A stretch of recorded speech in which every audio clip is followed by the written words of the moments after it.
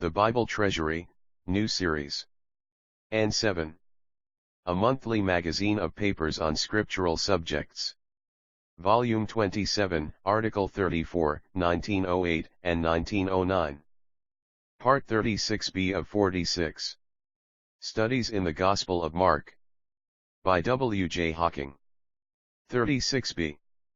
The appearance of Jesus.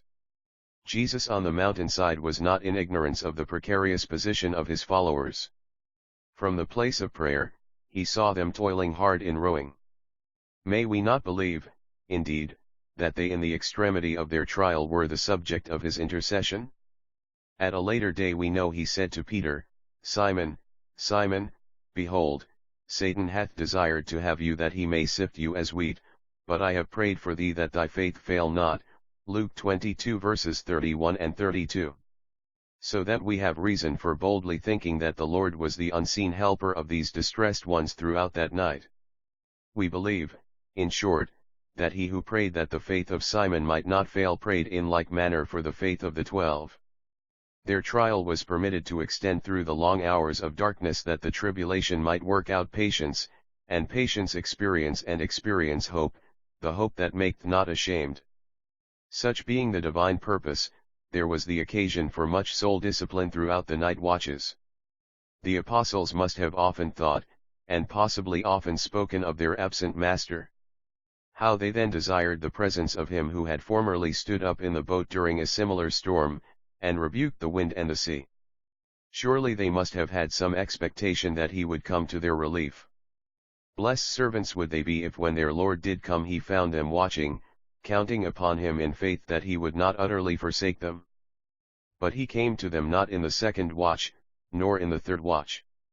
Nor was it until the dark hour before the dawn that the bright and morning star appeared.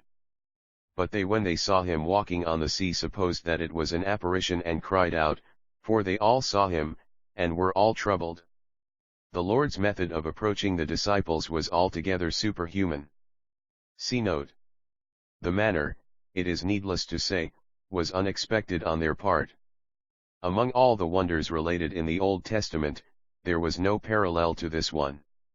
At the national crisis which arose at the passage of the Red Sea, Jehovah, in the morning watch, looked forth upon the hosts of the Egyptians through the pillar of fire and cloud and delivered the people of Israel from their foes. But the wonder on the Galilean Sea was of another order. Note. It is said that the Egyptian hieroglyph for an impossible thing is a figure of feet walking on the water. Compare Job 9 verse 8. End of note.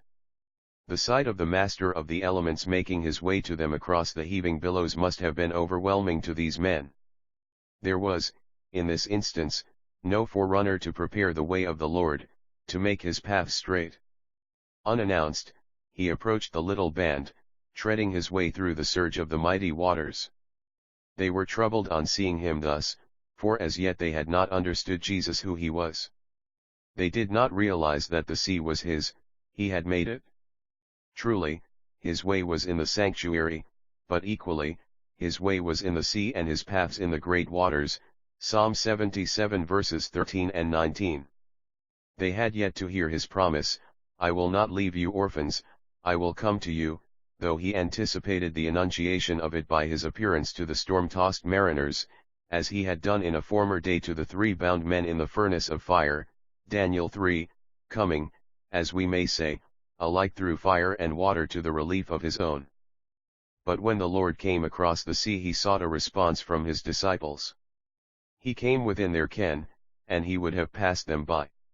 He looked that his appearance should awaken some impulse of appeal to him. Compare Luke 24 verse 28, for they all saw him, as Mark tells us. There was, however, no intelligent recognition of their master on the part of the apostles. We read that they cried out in fear, for they supposed they saw a phantom. The vision on the waves, they thought, was not real, an apparition, the creation of their own imagination. Such was the delusion of the little company, notwithstanding the power they had lately received and which they had exercised over evil spirits. The appearance of their master filled them with more alarm than the fury of the storm seems to have done. That fear, the fear of the unknown, possessed them, of which Eliphaz spoke when he said, "Fear came upon me, and trembling, which made all my bones to shake. Then a spirit passed before my face, the hair of my flesh stood up, it stood still, but I could not discern the form thereof, an image was before my eyes." Job 4 verses 14 to 16. The Lord's word of good cheer. But the Lord never failed in the supply of his gracious help in the needful measure and at the needful moment. The disciples uttered no direct prayer to him for aid, but their cry of fear and distress arrested him, and instantly he wrought for their relief, allaying their fears with his word. He straightway spake with them, and saith unto them, Be of good cheer, it is I, be not afraid. The Lord's first word, on this occasion, was addressed to the apostles, while in the previous storm it was first addressed to the waves and the sea. The actual necessity, therefore, for the Lord's interposition was distinct in the two cases. In the first instance, there was an imminent peril to be averted. In the second, a tempest of fear was sweeping over the men's hearts, their courage, nerve, and assurance were apparently exhausted. Then, the Lord remarked upon their lack of faith. No, his words show there was a lack of peace in their hearts. It would seem that in the one case the chief trouble was without and around, while in the other the more pressing need was within the troubled hearts of the disciples.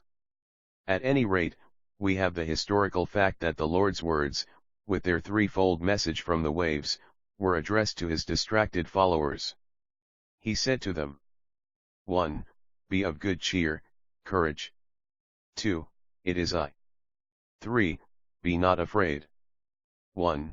The servant of Jehovah was commissioned to bring consolation to Israel, Luke 2 verse 25. This he did individually as well as nationally. There were many hearts stricken with fear among those with whom the Lord came in contact during his ministry. And we find the exhortation "Be of good cheer" was one he loved to speak. Cheer is that comfort of heart which springs from implicit confidence in the love and power of God. And who could impart this sustaining virtue like our Lord? Besides the present occasion, Jesus used these words in the following 4 cases, 2 being cases of physical weakness and 2 of mental distress, 2 being in the midst of trouble, and 2 full of apprehension of what was imminent. A. To the sick of the palsy whom the 4 men of faith laid at his feet, Matthew 9 verse 2. B. To the feeble and trembling woman who touched the hem of his garment, Matthews 9 verse 22. C. At the close of his valedictory address to his disciples on the night in which he was betrayed, in the world, ye shall have tribulation, but be of good cheer, I have overcome the world, John 16 verse 33. D. In the hour of great persecution at Jerusalem, the risen and ascended Lord stood by Paul and said, Be of good cheer, Paul, for as thou hast testified of me in Jerusalem, so must thou bear witness also at Rome, Acts 23 verse 11. 2. In the next place, the Lord, by his words "It is I," corrects the error of the apostles regarding himself. Most probably they failed to recognize him because they were not expecting him to come to them at that particular time or in that particular manner. Hence they imagined they saw a phantom until the Master said, It is I. Similar cases of non-recognition occurred after the Lord's resurrection. When Jesus appeared to Mary and spoke to her, she supposed him to be the gardener until he called her by name, John 20 verse 15. And again, when he subsequently presented himself in the midst of his disciples and said, Peace be unto you, they were terrified and affrighted and supposed they had seen a spirit, Luke 24 verse 37. Speaking generally, we may say that it is the latent incredulity of man's heart which prevents him from accepting the operation of divine power and love in superhuman ways, and such sluggish comprehension was often displayed by the apostles. The Lord dispersed the unbelief of those in the boat by a word which awakened their dull memories to a recognition of himself. He is one whom they knew. Hence his words were, It is I. It was as if he said to them, Your Master and Lord is before you. And it will be remembered that he used similar words to them after his resurrection, Behold my hands and my feet, that it is I myself, Luke 24 verse 39. 3. The third exhortation to the agitated disciples was, "Be not afraid." It is one of the many offices of perfect love to cast out fear, 1 John 4 verse 18. And the Lord during his ministry often used his assuring words of love and power to deliver trembling ones from the bondage of fear. The sense of his presence was and is all sufficient to banish the dread of coming calamity. The Lord knew this when he gave the verbal promise of his abiding presence to those he was leaving in the world, "Lo, I am with you always." And the pious heart knows this from experience when he sings, "O Lord, thou art enough. The mind and heart to fill. Thy life to calm the troubled soul. Thy love its fear dispel." The apostles realized the same blessed truth on that stormy night. For after he had spoken to them these words, he went up unto them into the boat and the wind ceased. The Lord's word of comfort was succeeded by his act of deliverance. Callous hearts. At this miraculous display, the apostles were beyond all measure amazed, for they bethought not on the loaves, for their heart was hardened. T.S. Green's rendering. Thus they failed to exercise that degree of faith and confidence in their Master which might be expected from men who were privileged followers of Jesus and eyewitnesses from the beginning of his ministry of many phases of his divine power. The Lord exhibited before them his personal control of the unruly elements, and they were filled with wonderment such as the multitude often displayed in their unreflecting ignorance. Mark 2 verse 12. Like Israel of old, whose tendency was to forget Jehovah and their deliverance from Egypt, Psalm 78 verses 7, the anxieties of the moment obliterated the marvelous mercies of the past from the minds of the disciples. Even the miracle of the previous afternoon, in which they had the honor of being distributors of the Lord's bounty, was forgotten by them. Such is the natural disposition of our hearts, for they were but men of like passions with ourselves. This failure of the apostles is said to be because, 1. They understood not the loaves, and, 2. Their heart was hardened. The verb used in the text for understanding has been variously rendered, but it appears, on the whole, to imply the putting together of matters in the mind and heart in order to ascertain by spiritual reflection their true significance. Like other scriptural words, it seems to be employed with great breadth and with various shades of meaning. It occurs, for example, in the address of Stephen. Speaking of Moses slaying the Egyptian, he says, he supposed his brethren understood how that God by his hand was giving them deliverance, but they understood not. Acts 7 verse 25. So also Joseph and Mary understood not a certain saying of Jesus, Luke 2 verse 50. The Lord opened not the minds of the disciples that they might understand the Scriptures, Luke 24 verse 45. It became true of Israel nationally in the day of their visitation that they hear not, neither do they understand, Matthew 13 verse 13, and on account of their willfulness judgment came upon them, and the heart of the people waxed gross lest they should understand with their heart, Acts 28 verses 26 and 27.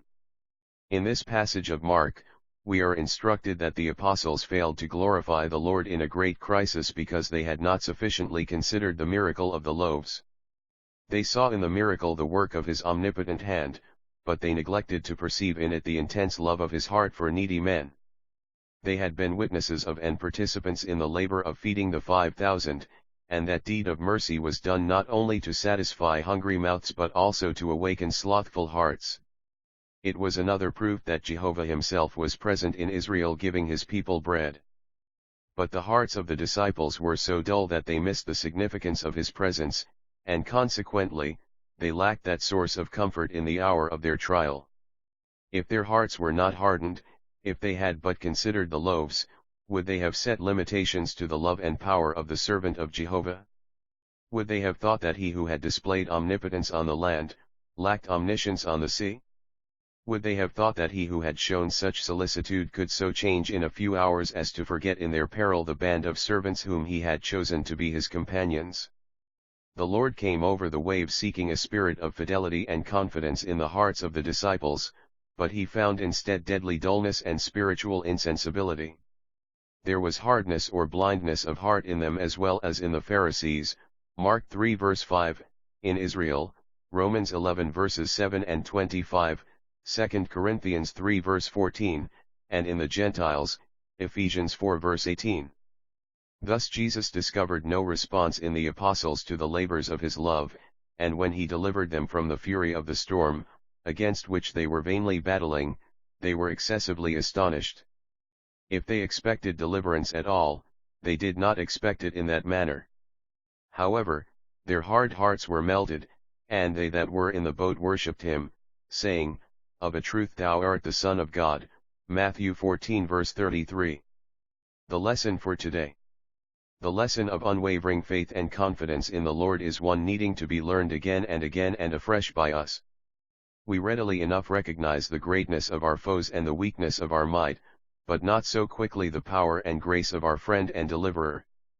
The Apostle Paul considered the miracle of the loaves and of the waves, as it were, and has expressed the teaching of them in terms of the spiritual world for the comfort of us all.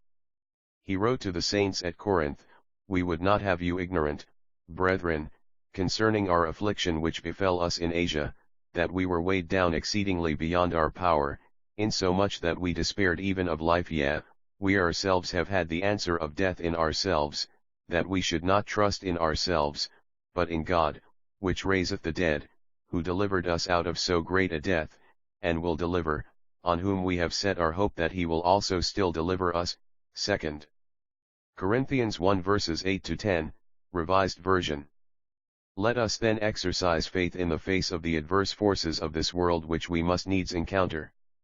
He who has the power to deliver has also sympathy for us in our infirmities and can give us peace within before he gives peace around.